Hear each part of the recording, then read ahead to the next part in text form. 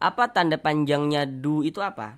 Sekarang perhatikan rumus 2. Rumus 2 warna hitam. Nah, tanwin bertemu dengan huruf mim atau tanwin setelahnya huruf mim nih. Nah, huruf mim ini harus kita ketahui supaya kita bisa menentukan hukum tajwidnya itu apa.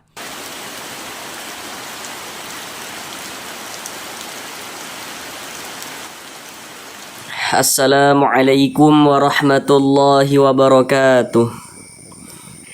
Di sini kami akan berupaya untuk membantu saudara semuanya, baik yang lansia maupun yang masih muda, yang kiranya membaca Al-Qur'annya masih belum lancar, kemudian masih belum memahami ilmu tajwid. Maka di sini kami akan berupaya untuk membantu saudara semuanya agar bisa segera dapat memahami ilmu tajwid Al-Qur'an dengan mudah, guna untuk memperbaiki bacaan, untuk memperlancar bacaan Al-Qur'annya.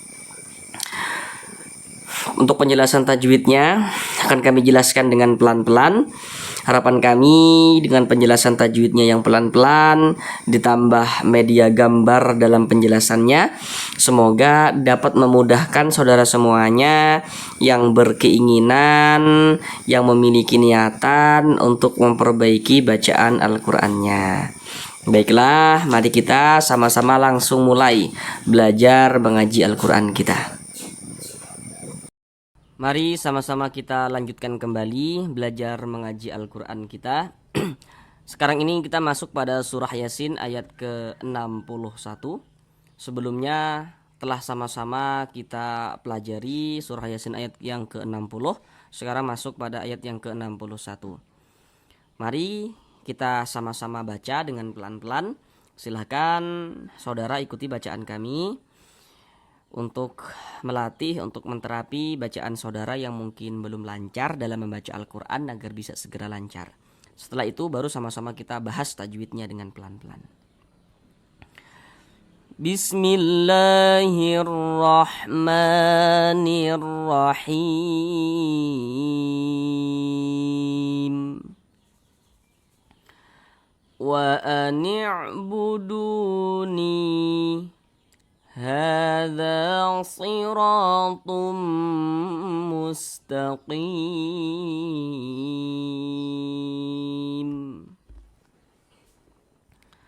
Mari sama-sama kita uraikan, kita pelajari tajwidnya dengan pelan-pelan. Pertama di sini wa ani'buduni, du dibaca panjang. Kenapa kok du dibaca panjang? Sekarang perhatikan gambar di samping. Di situ kan ada rumus mad tabi'i, itu ada rumus 1, rumus 2, rumus 3. Jadi huruf mad itu jumlahnya ada 3, seperti pada gambar yang warna hitam itu, rumus 1, rumus 2, rumus 3 yang warna hitam. Nah, itulah huruf-huruf mad. Nah, kemudian huruf-huruf mad itu nanti dari segi penulisannya untuk menunjukkan tanda panjang bisa juga ditulis dalam bentuk seperti yang kami beri warna hijau itu. Nah, ini du dibaca panjang. Kenapa kok du dibaca panjang? Apa tanda panjangnya du itu apa? Sekarang perhatikan rumus 2. Rumus 2 warna hitam. Nah, silakan saudara perhatikan. Rumus 2 warna hitam. Setelah saudara perhatikan rumus 2 warna hitam, sekarang perhatikan penjelasan kami. Jadi du dibaca panjang apabila kita membaca Al-Qur'an, mengaji Al-Qur'an, bertemu dengan huruf waw sukun. Nah, ini huruf waw. Nah, ini tanda sukun. Huruf sukun atau huruf mati. Nah, ini tanda sukun atau tanda mati itu seperti ini. Jadi kalau ada huruf waw sukun, sebelum waw sukun di sininya nih ada harokat dhammah. Ini namanya harokat dhammah atau tanda baca dhammah. Ada huruf waw, ada tanda sukun. Sebelum waw sukun di sini ada harokat dhammah. Maka huruf yang memiliki harokat dhammah ini dibaca panjang. Sehingganya du kita baca panjang. Jadi rumus 2 warna hitam itu secara singkatnya dapat kita simpulkan huruf waw sukun itu pasangannya adalah harokat dhammah. Jadi kalau kita mengaji Al-Qur'an ya kita lihat-lihat nih, kita perhatikan. ada huruf waw, ada tanda sukun, sebelumnya ada harokat dhammah, maka huruf yang memiliki harokat dhammah dibaca panjang. Sehingga du dibaca panjang, madu tabi'i panjang 2 harokat. Wa ani'buduni, buduni, nah, dipanjangkan seperti itu. Kemudian ni dibaca panjang. Kenapa kok ni dibaca panjang? Apa tanda panjangnya ni ini apa? Begitu kan? Nah, sekarang perhatikan rumus 1 warna hitam. Rumus 1 warna hitam. Silakan saudara perhatikan. Yaitu ada suara mobil ya teman-teman. Karena sepertinya sedang ada perbaikan jalan itu. Rumus 1 warna hitam, silakan saudara perhatikan ya. Setelah saudara perhatikan rumus 1 warna hitam, sekarang perhatikan penjelasan kami.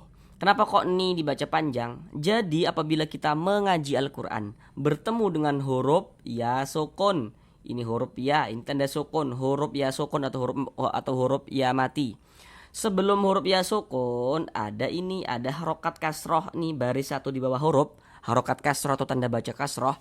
Maka huruf yang memiliki harokat kasroh atau tanda baca kasroh ini dibaca panjang, sehingga ni dibaca panjang. Madu tabi'i juga panjangnya 2 harokat. Wa ani'buduni. Kemudian di sini ada tanda waqaf, bentuknya itu qaf dengan lam. Nah, ini namanya al-waqfu aula. Jadi maksudnya itu berwaqaf itu lebih utama. Jadi kalau menemukan tanda waqaf berbentuk qaf dengan lam seperti ini, maka lebih utamanya itu kita berhenti dulu, berwaqaf dulu, ambil napas, baru kita lanjutkan lagi bacanya. Itu lebih utama.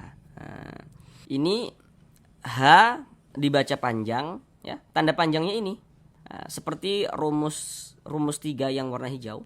Jadi kalau kita mengaji Al-Quran, bertemu dengan huruf, di atasnya ada tanda seperti ini. Ada tanda harokat fathah berdiri. Tanda harokat fathah atau tanda baca fathah itu kan dia baris miring di atas huruf seperti ini ya, seperti ini. Tapi kalau misalkan ada tanda baca fathah itu bentuknya berdiri seperti ini, berbentuk alif kecil seperti ini, maka ini menandakan huruf kalau di atasnya ada tanda seperti ini dibaca panjang. Sehingga ha dibaca panjang. Madu tabi'i panjangnya 2 harokat. Jadi rumus yang warna hitam itu juga bisa ditulis dalam bentuk rumus seperti yang di warna hijau itu.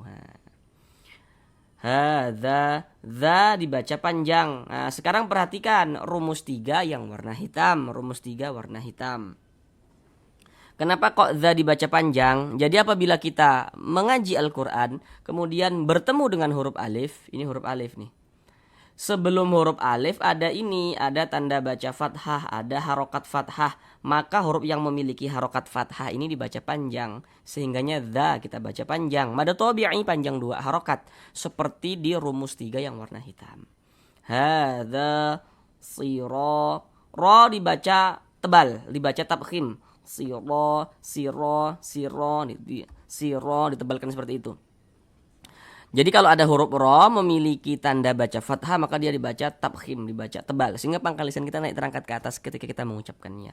Siro, ro dibaca panjang. Nah, tanda panjangnya ro pasti saudara juga sudah tahu. Masih di rumus 3 yang warna hitam. Karena di sini ada alif, ini ada alif. Sebelum alif ada harokat fathah. Sehingganya huruf yang memiliki harokat fathah ini dibaca panjang. Sehingganya ro dibaca panjang. Madu tabi'i panjang 2 harokat. Sama dengan ini. Kemudian di sini tum mustaqim. Tanwin bertemu dengan huruf mim. Setiap kita mengaji Al-Quran, apabila kita bertemu dengan huruf nun sukun atau bertemu dengan tanda baca tanwin, maka di situ akan terjadi hukum tajwid dengan kita memperhatikan huruf setelahnya itu huruf apa, seperti itu. Nah, contohnya seperti ini. Ini tanwin nih. Nah, tanda baca tanwin. Nah, ini namanya dhammatain. Pasti saudara juga sudah tahu tanda baca tanwin itu ada 3 kan. Baris 2 di atas huruf, baris 2 di bawah huruf. Kemudian yang satunya yang bentuk seperti ini, dhammatain. Nah, ini tanwin bertemu dengan huruf mim atau tanwin setelahnya huruf mim nih. Huruf mim ini harus kita ketahui supaya kita bisa menentukan hukum tajwidnya itu apa. Perhatikan gambar di samping. Huruf mim termasuk salah satu huruf idgham bi gunnah. Jadi kalau ada nun sukun atau tanwin bertemu, ada nun sukun atau tanwin bertemu dengan salah satu daripada 4 huruf yang di samping itu, hukumnya idgham bi gunnah. Sehingganya cara membacanya itu dimasukkan, kemudian didengungkan. Yang dimasukkan itu apanya? Bunyi tanwinnya ini dimasukkan ke huruf mim, melebur ke huruf mim. Kita baca tum, jangan dibaca tun, jangan, tapi dimasukkan ke huruf mim sehingga melebur menjadi huruf mim. Tum, menjadi tum bacanya itu. Nah, kemudian didengungkan, digunnahkan. Jadi suaranya itu kita tahan, kita panjangkan sejenak di bagian tumnya tuh. Tum, nah, dipanjangkan sepanjang 2 harokat.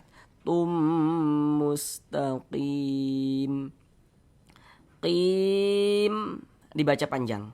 Ini pada awalnya dia namanya mad tabi'i, kemudian berubah menjadi mad arid li sukun. Apa yang mempengaruhi? Kenapa kok dari mad tabi'i menjadi mad arid li sukun, gitu kan? Nah, ini penjelasannya itu sama sebenarnya dengan yang di atas ini tadi. Nah, perhatikan lagi rumus 1 yang warna hitam.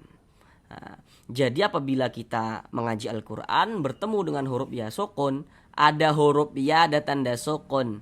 Sebelum ya sukun ada ini, ada harokat kasroh. Maka huruf yang memiliki harokat kasroh ini dibaca panjang, sehingga qi dibaca panjang. Nah, kemudian mad tabi'inya itu bertemu dengan ini, dengan huruf yang kita sukunkan, dengan huruf yang kita matikan, maka dia berubah nama, berubah hukum menjadi mad arid li sukun. Nah, panjangnya mad arid li sukun itu boleh 2 harokat, boleh 4 harokat, boleh juga 6 harokat. Yang terpenting konsisten dalam sekali bacaan. Maksudnya konsisten itu bagaimana? Nah, jadi apabila kita mengaji Al-Quran ya, misalkan mad arid li sukunnya itu kita baca 2 harokat, maka semua mad arid li sukun pada saat kita membaca Al-Quran itu kita baca 2 harokat semua. Kalau mad arid li sukunnya kita baca 4 harokat, maka semua mad arid li sukun pada saat kita membaca Al-Quran itu kita baca 4 harokat begitu. Harus konsisten antara atas dan bawah begitu. Huruf yang kita sukunkan mana? Huruf mim. Ini kan kita baca mustaqim. Jangan dibaca mustaqimun, jangan. Kenapa kok dibaca mustaqim? Jadi kalau kita mengaji Al-Quran, kemudian kita itu berwakaf, berhenti tepat di huruf yang tidak dibaca panjang, hurufnya kita sukunkan, hurufnya kita matikan. Ini kita berhenti tepat di huruf mim. Huruf mim kan tidak dibaca panjang. Nah, tadi apa peraturannya? Kalau berhenti tepat di huruf yang tidak dibaca panjang, hurufnya kita sukunkan. Sehingganya ini kita baca mustaqim. Seperti itu. Sekarang mari sama-sama kita ulang bersama-sama sekali lagi dari awal. Bismillahirrahmanirrahim. Wa ani'buduni hadza siratum mustaqim. Sampai di sini belajar mengaji Al-Quran kita. Sampai jumpa di belajar mengaji yang selanjutnya. Assalamualaikum warahmatullahi wabarakatuh.